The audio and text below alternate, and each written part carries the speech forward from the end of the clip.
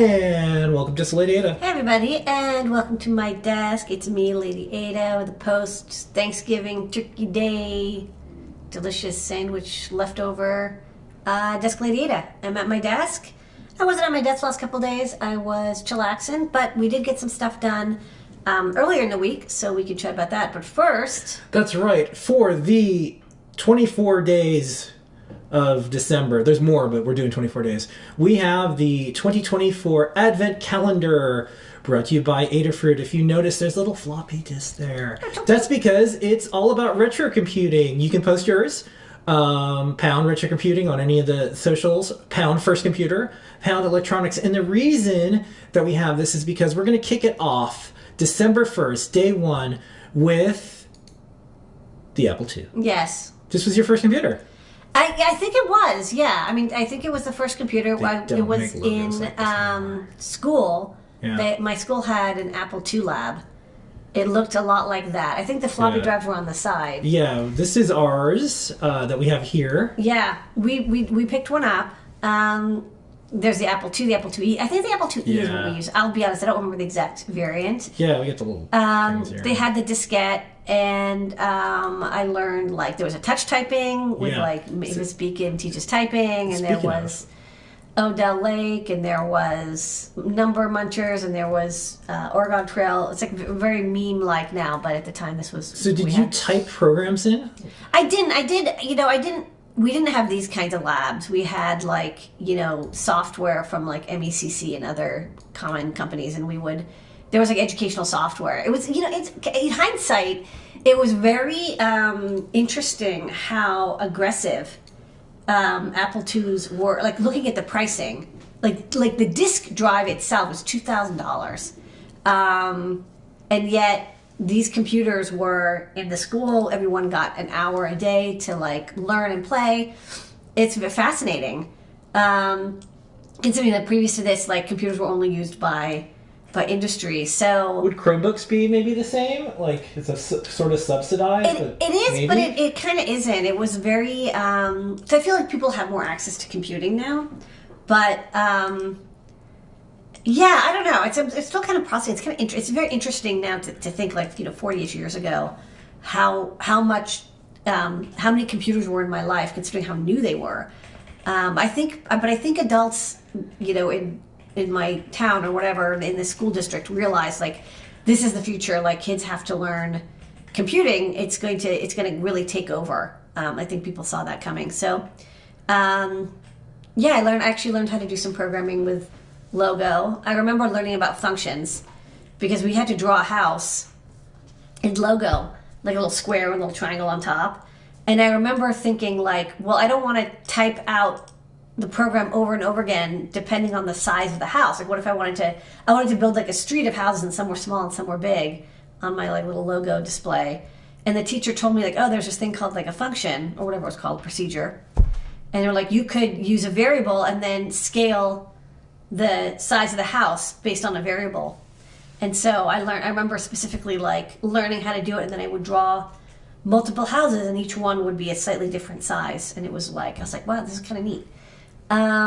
So yeah, that was me, Apple II. So do you think, because we have our project where we're going to have multiple operating systems from all the years to show our kid, are you going to sit in front of a computer, whether it be emulation or an actual one that we have, and show her how to do it? Yeah, I think, like, we have that project we did where we did a bunch of, like, emulated, like, how to emulate multiple old computers. We actually have an Apple II, and I have an Apple II, like, clear enclosure. Yeah. I feel like the Apple II is actually, like, to this day, is very friendly. Like, the games were very friendly for young kids. Yeah. The only thing, ironically, is, like, the copy protection was insane, and so...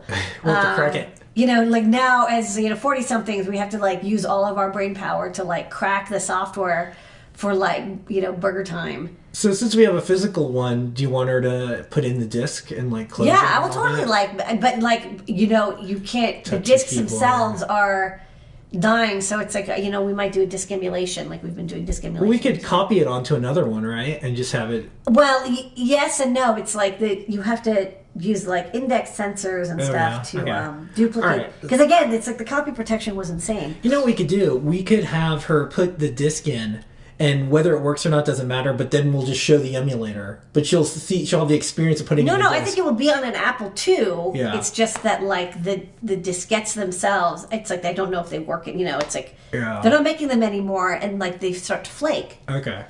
All right, so I don't, and then you have to do the copy protection like style Apple. It's like there's a lot. It's like it's not easy. Yeah. All right. A lot will go into it for this easy experience. Okay. Yeah. All right. So that's day one. We're gonna do one every day for the month of December.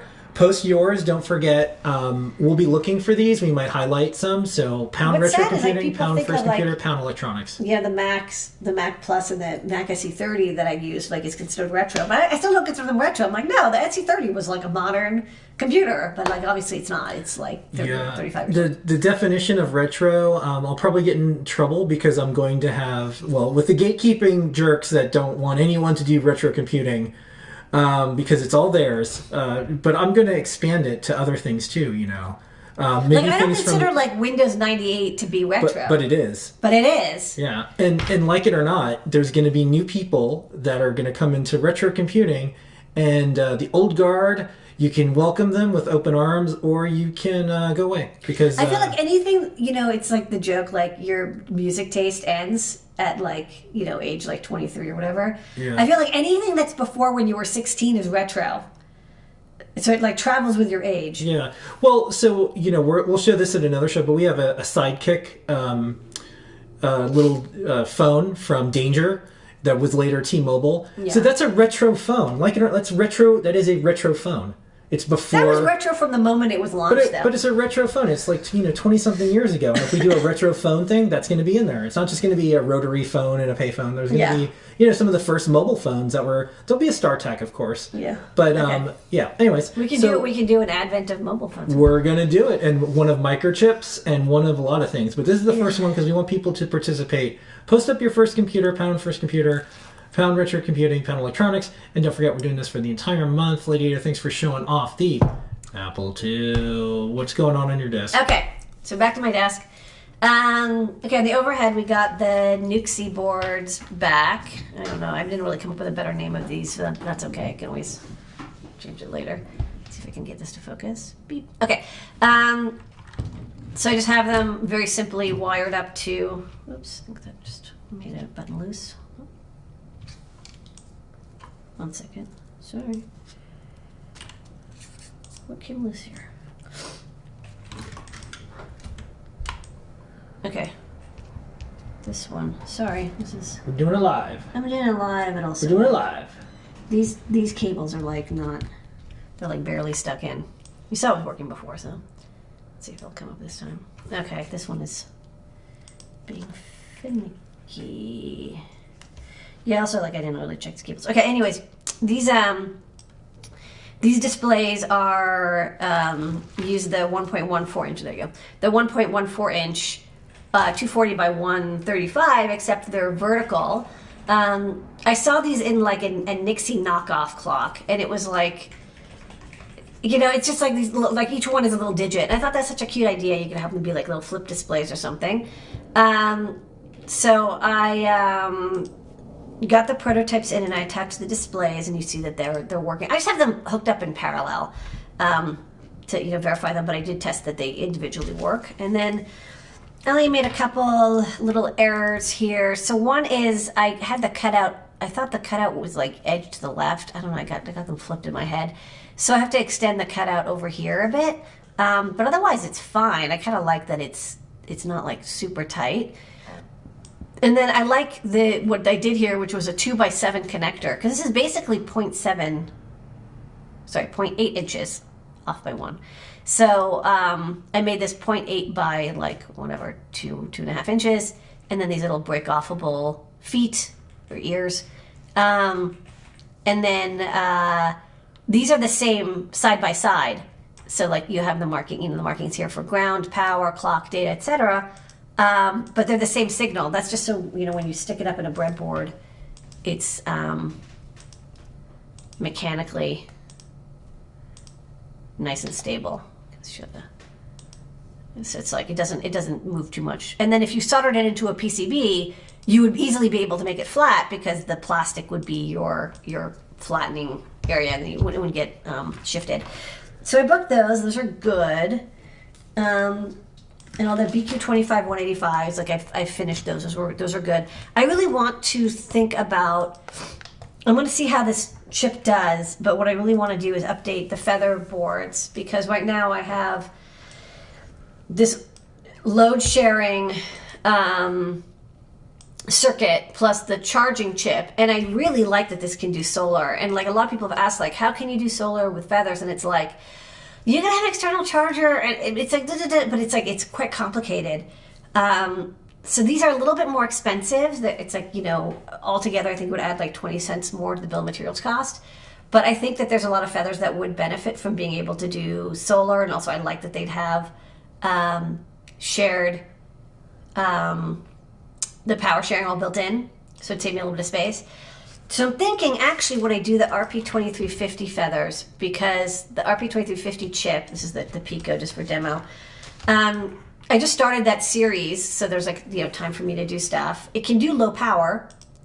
I think people like the 2350, and I want to make it. I can save a little bit of space in the design. So keeping an eye on the BQ25 185 and might update my feathers with it, because I think that would be cool to show, like, hey, and then I can always go back and, you know, do feathers one at a time to update them to use the BQ25 185 if I see that it's working out. Okay, so next up, the other design I worked on at my computer. Go to the computer. Is a WLED board, and I'm still kind of like noodling with it. So the idea is Erin, our resident mermaid, does a lot of guides with WLED, and she really loves it. So yeah, the WLED software, you install it and it works on ESP32 series chips. Technically, it works with the C series and some of the S series, but I found that, like, honestly, you should just, most of the things that people want to do with it are not necessarily supported, like some of the audio reactivity stuff and some of the IR stuff is only really supported well on the ESP32 Classic, even though it's more expensive. So the board I designed has an ESP32, and the thing I really wanted to do, like I've been thinking about it for a while, is you can get pixels, like really long strand pixels, and like nettings, and they use 12 volt, not 5 volt power. And I was like, man, you know, like the dream of USB PD is that you could use your laptop charger and set it to be 12 volts, and you would get 12 volts. You could get like 20 volts, and that could drive 24 volt pixels. So I put on here, the only thing is about the WLED is I'm not going to really make modifications to the firmware, because the firmware is its own thing, and it's like, it's not like code that I can control and like guarantee to have PRs, and I don't want to fork it as much as possible. It's like, you know, once you fork something, it's like you're adopting a puppy for like years and years, and you have to care for it. So trying to have as much stuff be like self-contained. So for the USB PD, I'm using an HUSB 238 chip. So it's standalone, and you can just use a mechanical switch. This is a SP3T. So you just flick it. It'll have a little, you don't see it, but there's a knob, and you flick it from the left, 5 volts, to the right, 20 volts for the middle, 12 volts. And then also have DC voltage power input. And, you know, has STEM QT, because there's some mods that people use with OLEDs. Have a little cable. This could be used for IR or like analog input. And then I thought having an onboard I2S microphone, which is not inexpensive, but like I thought would be pretty useful. A lot of people are like, yeah, I love having the audio activity and having it all built in. And then over here I might have like a 2x8 pin header with like all, you know, pins, and then maybe I would have a IDC connector or something. I don't know, I'll figure that out. Or maybe a 2x5 connector. And you could have IDC pins. And then over here, terminal blocks for the outputs. So I thought it would have 3 output strands, and each one was separate power and ground. Or you could use like, you know, you could use 2 of these to make a dot star driver if you wanted to. But 3 output strands I thought would be good. And I'll have a level shifter. And then I'm using the ESP32 Mini, which is very inexpensive. And I thought I would start with that. What I like about this module for the ESP is it's the classic ESP32. It has doesn't have PSRAM, but it does have a version that has a UFL connector. So you could easily convert this to be, like I could make a version that has the UFL connector version or WFL. And now you can have an external antenna. And so it'll all be plug and play. Like that's going to be kind of neat. It'll be like, you know, very easy to use. And I would love it. I personally just want something that has 12 volt power because again, it's like just using these 12 volt chips is like a total pain in the ass. So that's what I'm thinking. And then Mr. Ladyada posted it on Blue Sky and got some suggestions. So folks, you know, you can put it in the chat or you can put it in the thread here. Got some suggestions and people are like, yeah, having an OLED. So yeah, like having that I2C semi-QT connector would be good. Some people say, okay, make sure you can do dot star. So yeah, just make sure that, you know, maybe you have those extra pins. A lot of people, you know, so one person was like, oh, do LiPo charging. I feel like that's a different board, or like it's a little bit more advanced because this is like designed for standalone. People like the built-in microphone, power in for the screw terminal for the power in, which is a good idea. I'll say that the more inputs you have for DC power, it can get a little flaky. So I'm thinking maybe I'll just ship it with one of these, and then you can have terminal block input, and these are not too expensive. And that way, it's like you can still have something you can plug in, and then you're showing off like a version. This is like a very low cost board, like it has just like the minimum. Exposed GPIO pins, and then some folks also asked for like IR input, so that could be this port over here, because I feel like IR you want it to be extended. Although I could put a surface mount IR receiver. They're very cheap. You know, I did the IR receivers. So it was like the IR receiver.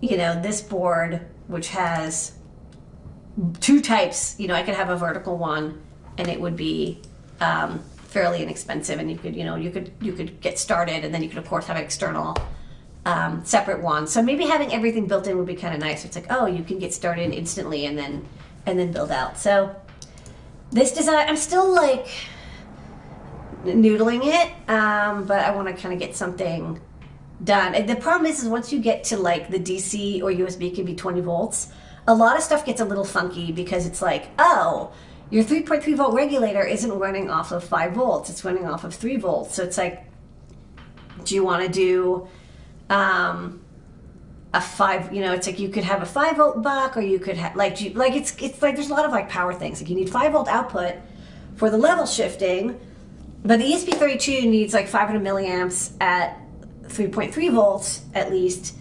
So it just gets like, you have to start thinking about like, how are you going to get this 24 volts, this possible 24 volt power, 20 volt power, and manage all the chips to make sure that they can safely function even with such a wide range of voltages. Because I'm so used to like, oh, USB is 5 volts, but in this case the USB can be 20 volts.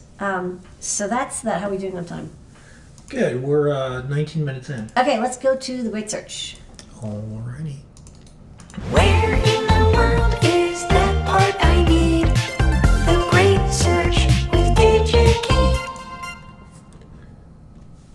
The Great Search brought to you by DigiKey and Adafruit. Thanks so much, DigiKey. Every single week, Ladyada uses her power of engineering to help you, yes, you find the things you are looking for. What are you looking for this week, Ladyada? Okay, so this week we've got this WLED board that we're making, and one of the things that's cool about it is you can have like a wide range of input voltages. So it can be 5 to 20 volts on the USB, because we're using power delivery to get like a lot of current from like a laptop charger, which a lot of people have, which would be nice because then you don't have to like sometimes getting 24 volt or 12 volt 5 amp power supplies, it can be pricey. And USB-C is like ready to go, and like you said, it can recycle an existing power supply that you have. Also, they come in like so many different shapes and sizes and like polarities. Makes things easier. The problem is that a lot of WLED boards actually only have one power input, and that kind of solves a lot of issues, because if you only have one power input, you don't have to worry about them like conflicting. In theory, people would only plug in one of these, but in reality, people don't. People like make mistakes, and whatever you do, you don't want to have this USB connected to your computer while this is powering it with 24 volts, and the 24 volts like feeds back into your computer and explodes your motherboard, right? So you have to be super, super duper careful when you're dealing with high voltages, not to feed them back. And so there's two options for dealing with this. Well, you could do like a hot swap chip, and they do exist, but the problem is that the currents and voltages I'm dealing with are 5 amps at 24 volts, and actually there's not a lot of inexpensive chips that do that. I did find one like hot swap power controller from Linear Tech, which is now Analog Devices, and to nobody's surprise, it's like $8. So I'm like, and that's like triple the cost of the bill of materials, right? So I'm not going to use that. Another thing we could use is a ideal diode. So we have in the shop, and maybe I'll cover this in another show, because it's like there's two ways of solving this. The ideal diode is kind of neat because it's a silicon chip, and in this case it has a built-in MOSFET, or two MOSFETs, and you can have two inputs, 1 and 2, and the output will be the higher of each, and you can sort of set priorities and stuff. But what's cool is that the forward voltage is really, really small. Normally, you would have a forward voltage of like, half a volt to maybe, 0.3 volts to maybe like half a volt or 0.7 volts. But this one has an RDS on of 40 milliohms, which if, you do 4 milliohms times 2.5 amps gives you a 0.1 volt forward drop, which is awesome, especially when you're dealing with such small voltages. Because if you have like 3.3 volts and 4.2 volts, you don't want to lose half a volt. That's like, now you've lost like 20% of your power to the diode. But the issue is that this one is limited to 5 volts max. It's really designed for 1.8 to 5 volts, small, microcontroller projects, batteries, USB, etc. Whereas, like I said, this design, we're dealing with 24 volts, 20 volts, 5 amps. So 100 watts of power. That's a lot of power. So one thing I did look at is using, and I searched DigiKey to find this, and then maybe again I'll do another one, is you can get these ideal diodes. You have to use an external FET because this is for high current, but this can handle up to 65 volts as long as one of the voltages is above 3.9. So that's cool because like that's 65 over 24. And drives an external FET. The only thing is you need 2 of these, 2 FETs. I do like that there's an enable and disable for the power. That's kind of neat. I would have liked that, but the problem with this is that for this design specific, the cost starts to balloon, and the space starts to balloon a little bit too, because you need 2 chips, 2 FETs. I'm still thinking about it. I might change my mind, but I was actually thinking to start with just having a plain OR diode. And here's my reasoning is I would like to reduce the power as much as possible, but I feel like even at 5 volts, because of the LED drivers that you're talking about, they can run at like 4.5 pretty much okay. So as long as you have like a good clean 5 volts in, if you're running it at 5 amps and you're drawing if you're drawing 5 amps at 5 volts and you drop down to like 4.5 volts, that should be fine to drive your like gigantic neopixels. But if you really, really wanted to drive that many neopixels at such high currents, especially like 5 amps or above, and you're having like, first off, you're going to have voltage droop issues in general, because like if you're drawing that much current along an LED strip, the strip itself is not that thick. It's like ½ ounce copper. It doesn't last very long, and so you'll want to go to 12 volt strips, and so that's when it's like, okay, well, losing a ½ volt isn't a big deal. Second, if you are going to have huge amount, if you want like 10 amps at 5 volts because you have maybe multiple LED strips, and each one is like, not that long, I would use something like a bus bar, which I've totally used for NeoPixel projects. And these are great because it's just a gigantic chunk of metal, and you put all the red wires for the NeoPixels in, you power it, and then use your distribution. And, it's very mechanical and manual, but like, it's awesome for high current power distribution. So I thought instead what I would do is I would find Schottky diodes instead of the ideal diodes, which I think if I was doing if this is very popular and people are like, no, I really want an upgraded version, I think I could upgrade it. But to keep it small and simple, I would go with Schottky diodes. And what I usually use Schottky diodes for is like if we have a feather. My size is, I don't know. Let me find one of my feathers. Okay.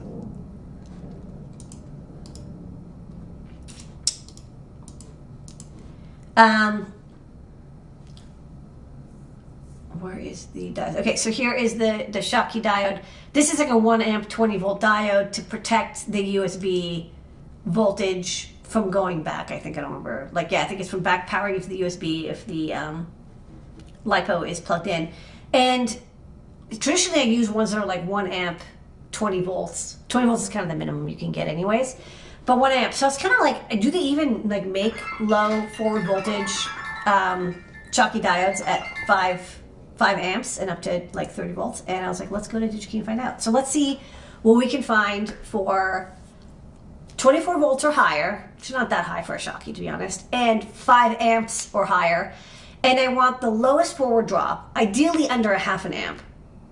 And then I also want to minimize my reverse leakage current. So let's look at diodes. Diode, start easy. So we're gonna look at single diodes.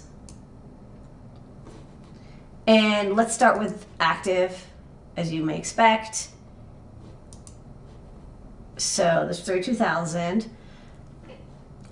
So the reverse voltage, like I said, I want it to be at least 24 volts. So let's just search. I mean, this goes up to like infinite. Whoa, 25,000 volts. That's a lot of volts. That's okay. We'll just select all of them. And then I'm like pretty sure I want Schottky, but like I'm just going to ignore the technology, because what's important to me is I want the average rectified current that it can handle to be at least 5 amps. So let's just select, kind of goes into a ridiculous number of amps.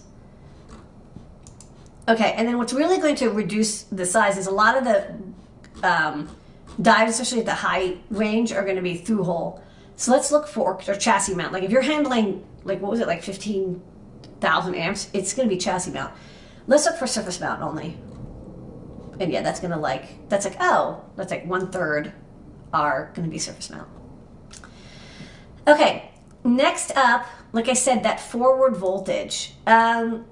So the only thing that's a little annoying is it's like the at current changes, but I found that, I want it to be less than 500, so I'm just going to select 500 or less and then sort out what is available. Okay, so what's nice is that we're down to like a reasonable number. So what's cool is now we're talking, let me shrink it up. Okay, 40 volt, 5 amp, 30 volt, 5 amp, these look really good. And the forward voltages are not too bad either. 360 millivolts is quite nice, right? Because it's, will vary with temperature as well. But one thing that did strike me is that there's a significant difference in the reverse leakage current. And the reverse leakage current is, so if we have like one power supply coming in here, another one coming, or this one is not connected or disconnected. Let's say we have 5 volts USB here. We have 24 volts DC here. This voltage at the junction will be 24 volts because it's the higher of the two. But there is some current that will leak back. It's not a perfect diode. Ideal diodes are kind of ideal, but they're more expensive. Some of that high voltage will leak back, and you want to minimize it. And there's always going to be some, but 8 milliamps is like quite a bit. I don't really want that 24 volts to leak back at 8 milliamps. That's actually like starting to get it to a destructive amount. You want to keep it at under a milliamp for sure. So I'm also going to look at the reverse leakage current. And I'm going to say I want 1 milliamp or less. I don't even want a milliamp. I want less than that. But it's a bit of a trade-off: cost, forward voltage, reverse current. There's all these things are something you have to balance. Okay, so let's now look. All right, so voltage, it's cool, whatever the higher voltage is. And so the most important thing to me, given that we have everything else be equal, and they're all going to be over 30 volts, they're all going to be over 5 amps, is I want to minimize the forward voltage. So let's sort by forward voltage. And we actually have a couple good options here. Let's look for ones that are in stock. Might as well. Okay. It's SK4054 series. Let's also not look at marketplace ones. So I'm only looking at stuff that's in stock right now. There's these like chunky ones, SMCs. I will say I've used the PMEG series, and I'm a fan of them. They're very good, and they have very low reverse leakage, so I kind of like that. SL54. So there's actually quite a few good options here, which I like.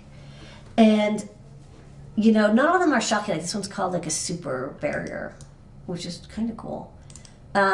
This one's really nice. It has only 450 milliamps at 10 amps and 300 microamps at 50 volts. That's like pretty cool. This is a power DI, and the prices are a little expensive, but they're not too much.